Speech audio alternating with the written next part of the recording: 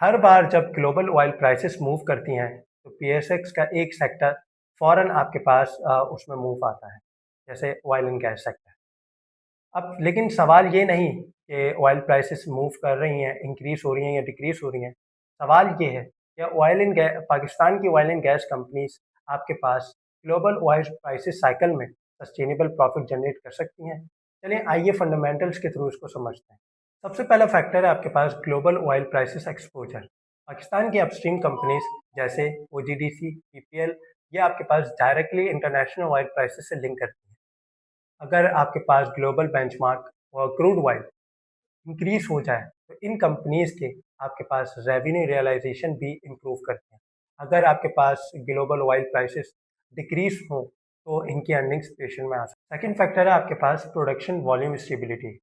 अगर कंपनी के आपके पास प्रोडक्शन डिक्लाइन हो रही है और वो किसी न्यू फील्ड के अंदर आपके पास डेवलप नहीं कर रही, अपनी कोई नई इंडस्ट्री नहीं लगा रही, तो वहाँ पे उस कम ऑयल प्राइसेस भले ही इंक्रीज हो तो उसके बावजूद कंपनीज की अर्निंग लिमिटेड रहती है।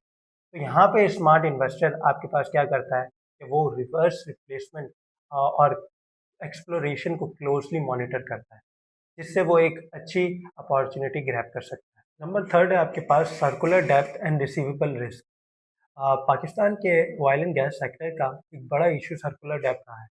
गवर्नमेंट की पेमेंट डिले की वजह से कंपनीज जैसे पोल आपके पास उनकी आपके पास रिसीवेबल प्रेशर में आ जा सकते हैं, लेकिन जिसका डायरेक्टली इम्पैक्ट उनके कैश फ्लो और बैलेंस शीट पर पड़ता है। Short term volatility. Number fourth है आपके पास गवर्नमेंट पॉलिसी इम्पैक्ट। गवर्नमेंट के रूल्स एंड रेगुलेशन जैसे इंपोर्ट एक्सपोर्ट पे लगाना, रॉयल्टी वगैरह पे आपके पास लगाना, रूल्स एंड रेगुलेशन, तो इसका डायरेक्टली इम्पैक्ट आपके पास इन सेक्टर्स के ऊपर पड़ता है, ऑयल एंड गैस सेक्टर, जो शॉर्ट टर्म वॉलिटिलिटी क्रिएट करता है। स्मार्ट इन्वेस्टर हमेशा फिजिकल आपके पास न्यूज़ेस, जो आपके पास पॉलिसीज अनाउंसमेंट हो रही है थे, उनको भी फोकस रखता है और कंपनीज के फंडामेंटल्स को देखते हुए एक स्मार्ट एंट्री लेता है। लास्ट है आपके पास कॉस्ट एफिशिएंसी। कंपनीज का मेन फोकस जो होता है वो आपके पास ऑयल को ढूंढना और उनको सस्ते दामों में निकालना होता है। तो जो कंपनीज ऑयल को सस्ते दामों में निकाल लेती हैं तो ऑयल प्राइसेस इंक्रीज के वक्त उनको बहुत बेहतरीन एक प्रॉफिट मार्जिन बढ़ जाता है उनका। और जब आपके पास ऑयल प्राइसेस नीचे भी आती हैं तो उनको इतना ज़्यादा उसके ऊपर इम्पैक्ट पड़ता नहीं है।